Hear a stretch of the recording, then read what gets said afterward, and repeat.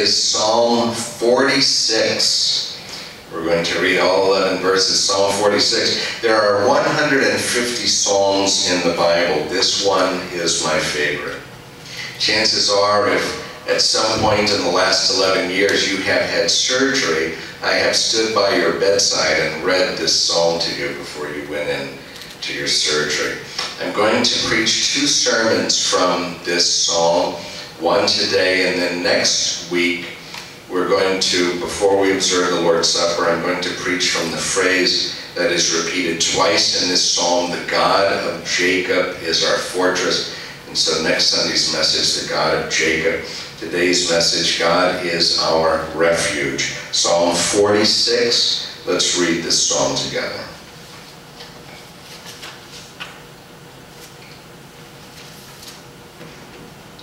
God is our refuge and strength, a very present help in trouble. Therefore we will not fear, though the earth gives way, though the mountains be moved into the heart of the sea, though its waters roar and foam, though the mountains tremble at its swelling. There is a river whose streams make glad the city of God, the holy habitation of the Most High. God is in the midst of her. She shall not be moved. God will help her when morning dawns. The nations rage, the kingdoms totter. He utters his voice, the earth melts. The Lord of hosts is with us. The God of Jacob is our fortress. Come, behold the works of the Lord, how he has brought desolation on the earth. He makes wars cease to the end of the earth. He breaks the bow and shatters the spear. He burns the chariots with fire. Be still and know that I am God. I will be exalted among the nations. I will be exalted in the earth. The Lord of hosts is with us. The God of Jacob is our fortress. There was an offshore oil platform in the North Sea off the coast of Scotland. It was built to withstand anything that nature could throw at it. It was 300 feet high, built to withstand 100-mile-per-hour wind. One day, as an oil tanker was riding on the North Sea to go to this oil platform to siphon off the oil that this platform had taken from the earth. As the oil tanker crested the horizon, the captain of the oil tanker was surprised to see nothing. The oil platform was gone. 76 souls perished. To this day, no one is entirely sure what happened. It is speculated that what is called a rogue wave over 100 feet high hit the oil platform and it sunk. All that is known for certain is that something was thrown at this oil platform that it could not withstand. The teaching of this psalm and the point of this sermon I can sum up for you in one sentence. When God is your refuge, no matter what life throws at you, you can withstand it. I want you to notice that in this psalm about calamity and the uncertainties of life, the first word in this psalm is not fear. The first word in the psalm is God. Look at verses 1 through 3. He teaches us here that God is our refuge. In verses 2 and 3, the psalmist imagines the unimaginable. Verse 2, the earth gives way. Verse 2, the mountains fall into the sea. Verse 3, the waters roar and churn. Can you imagine that type of calamity? If you live here in California, you've probably felt something similar to that before. He thinks he's standing on firm ground, and all of a sudden the ground begins to shake and opens up underneath him. And so what does he do? Well, he heads to the mountains. But when he gets to the mountains, he finds out that they are rattling. So there's only one place left to go. He heads to the sea. And when he gets to the sea, he finds that the waters are churning, and he even sees pieces of the mountains floating by. Everything that he thought couldn't shake, shook. You ever felt that way in life? That the very ground beneath you in your life was shaking? Well, look at what he says in verse 1. God is your refuge. God is there for you when you are between a rock and a hard place. God is not just a God who's there in the good times. He's there when times are hard, when things are bad. He lets himself be found when things are falling apart. That's the literal translation, by the way, of that phrase in verse 1 that says God is a very present help in time and trouble. The literal translation of that is that God lets himself be found when times are hard. And so because of that, look what he says in verse 2. We will not fear. What are you afraid of? Did you know that there are over 800 recognized phobias by the American Psychological Association? Over 800 of them. Now, you've probably heard of some of them. There's claustrophobia, that's the fear of enclosed places. Agoraphobia, that's the fear of being out in public. Arachnophobia, that's the fear of spiders. Ophidiophobia, that's the fear of snakes. Coulrophobia, have you ever heard of that one? That's the fear of clowns. There's even homilophobia, fear of sermons. I hope you don't have that one. What are you afraid of? Maybe it's running out of money. Maybe it's the uncertainty of the future, the unknown. Maybe you're afraid of getting sick, or being alone, or dying. The psalmist tells us that when God is your refuge, you do not need to fear. Do you know how many times the Bible says the phrase, fear not? If you don't know the exact number, you're going to love this when I tell you. You know how many times the Bible says fear not? 365. That's one for every day of the year. Fear not.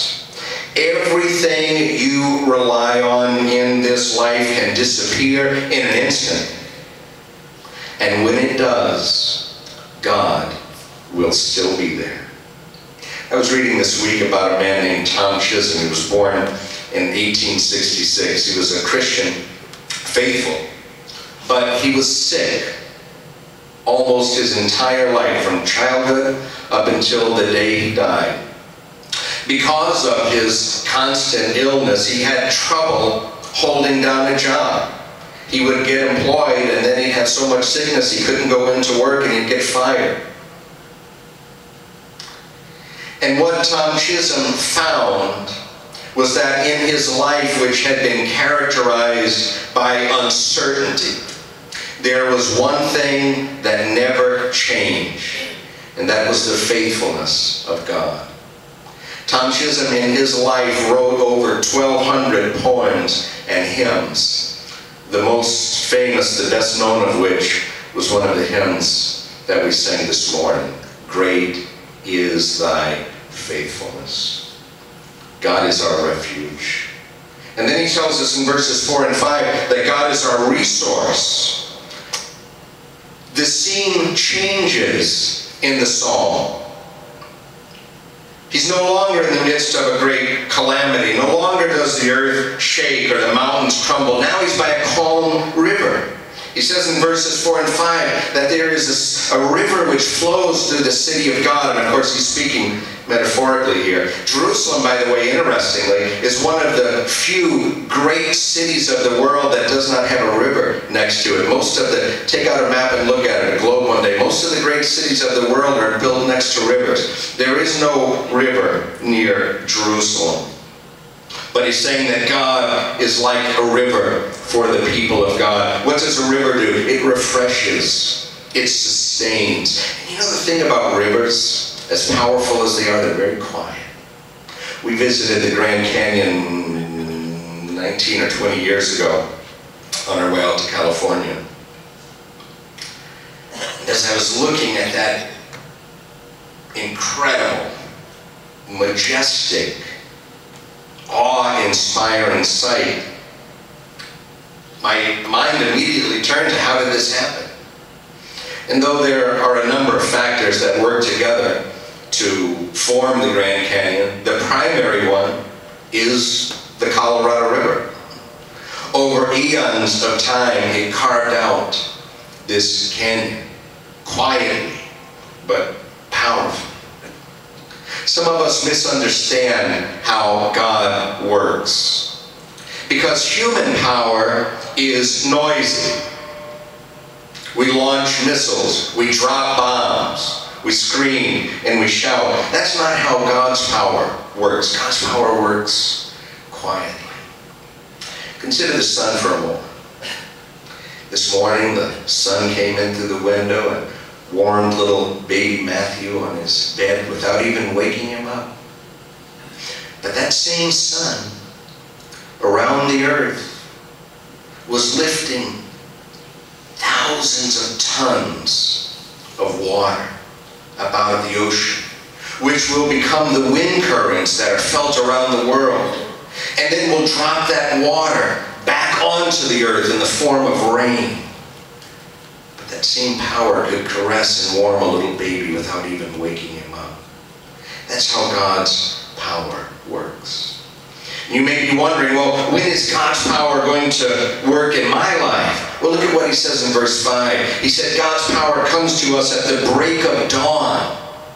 Now, the ancient people divided the night into 4 watches, from 6 to 9 p.m., from 9 p.m. to midnight, midnight to 3 p.m., and 3 p.m. to 6 a.m., 3 a.m. to 6 a.m. That's the 4th watch, by the way. That's the hardest watch. If you've ever stayed up all night, what are the hardest hours to stay awake for? Right around that time, right? That's when human metabolism is at its lowest. That's when we are at our weakest. We need to sleep. Our eyes need to close. This verse is saying that God's help comes to you when you are at your weakest. Now, why does God wait until then? I'm speculating here, but I think the reason is that it's because before then, we don't seek God's help. And if it came to us, we wouldn't recognize it. We'd assume when we're at our strongest, we'd assume it's something we did, or something that was going to happen anyway. But when God's help comes to us in the 4th watch of the night, as dawn is breaking, so to speak, when everything appears hopeless and he delivers us, that's when we're forced to say, that was God. That's when even unbelievers around us will see what God did in our lives and say, that was God. You know, I never noticed it before, but I was reading the story of the Exodus again this past week. And as many times as I've read that story before, I've never noticed this until this week. But do you remember the part of the Exodus where Moses and the children of Israel, they've left Egypt and they've gone out into the wilderness, and the Pharaoh has a change of heart. He decides to pursue them. And the children of Israel come up on the Red Sea, and they're stuck.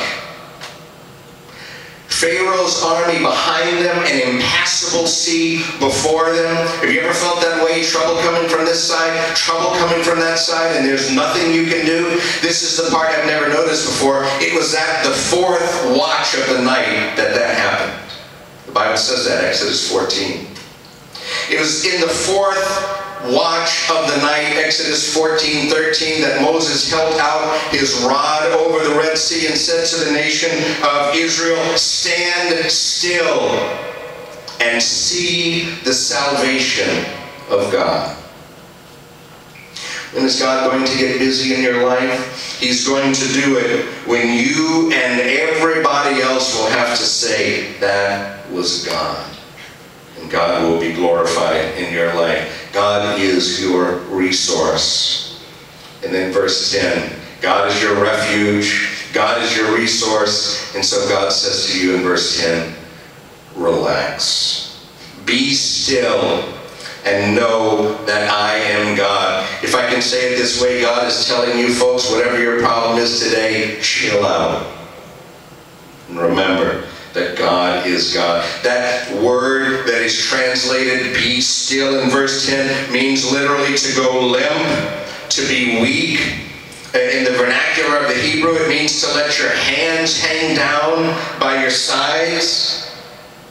And here is a lesson for you to learn today. This is basic Christianity, Christianity 101, but you need to know this if you don't already. Are you ready for it? God is God, and you are not. We think we know that, but how often we forget it. All of those things in your life that you think are out of control, that can't be fixed, that are beyond hope, God says to you today, be still. Go weak. Let your hands hang down to your side and remember that I am God and you are not. Sometimes we think we have the original problem that God can't solve. You know, God, He's never had a problem like this before. Wait till He sees what's going on in my life. Some scholars think that this psalm, Psalm 46, was written in the aftermath of a great victory that Israel gained. It wasn't a victory that the Israeli army won.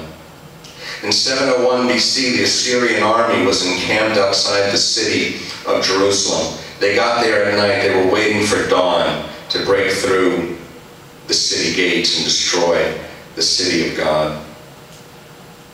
We read about the story that during the night, as the people of Israel cowered inside the city gates in fear, as the most powerful army on earth, 185,000 soldiers camped outside the city gate, that the angel of God flew over the Assyrian army and killed every single one of them. And the people of God went out the next morning to find 185,000 dead soldiers. That's what God can do. God dealt with Pharaoh. He dealt with King Nebuchadnezzar. And guess what? He can deal with your problems too. And so He says to us today, let your hands go limp by your side and remember that I am God. You know the story of the barnyard rooster? The rooster lived on a farm with all the other animals, the horses and the cows and the pigs and the farmer and his wife. And every morning as the sun came up, the rooster began to crow, and the rooster noticed the most amazing thing, that whenever he crowed, the animals would start to stir and go about their day, and the farmer would wake up, the lights would come on inside the farmhouse, and the farmer would get up and begin to go about his chores, and the farmer's wife would wake up and begin to cook, and over time the rooster started to get confused. He forgot that he was crowing because the sun was coming up. He began to think that because he crowed, the sun came up. And he became a nervous wreck, worrying that if he didn't crow, the sun wouldn't come up, and the farmer wouldn't wake up, and the animals wouldn't stir about. Don't we get that way sometimes? As if everything depends on us. The sun doesn't come up because we crow. God is God, all by Himself. And what He says to us today is, be still. And isn't that one of the hardest things for us to do? just be still. But you know, that's how you meet God. By being still and being quiet. J.I. Packer said, American Christianity is 3,000 miles wide and 1/2 inch deep, because we will not stop our obsession with noise and hurry and crowds. One reason God tells us to be still and to be quiet is so that we can see His quiet power at work and hear that still small voice as it speaks to us.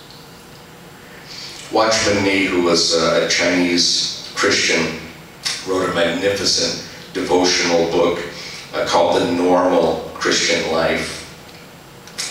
Nee told a story of growing up in China. One day he and his friends were at a swimming hole, a small lake, and they were all swimming there.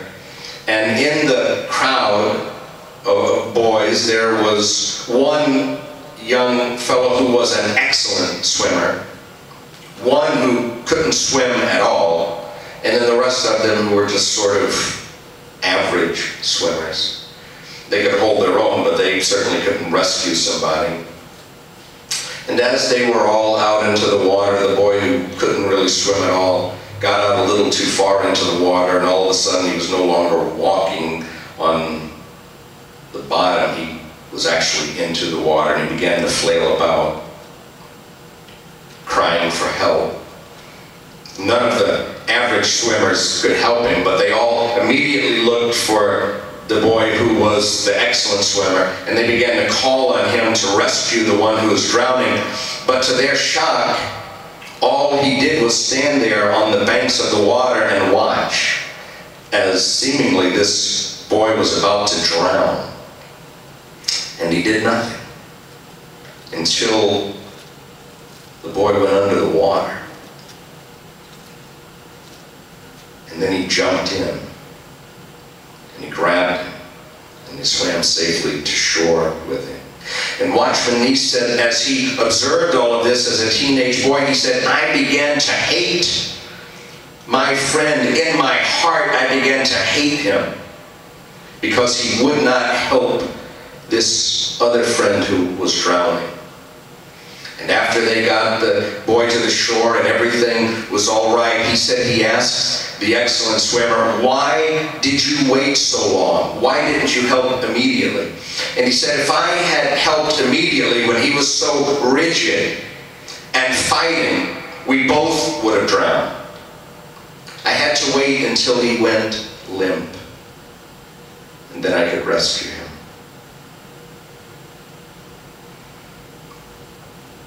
That's what God is waiting for you to do today. With whatever trouble you think you have that just can't be fixed, that is beyond God's power, God is saying to you today, I'm just waiting for you to go limp so that I can step in and help. God is your refuge. When everything shakes up, He is your resource, a spring of living water in the fourth watch of the night. And so, relax and let God be God. This morning we're going to sing as our song of invitation, hymn number 300.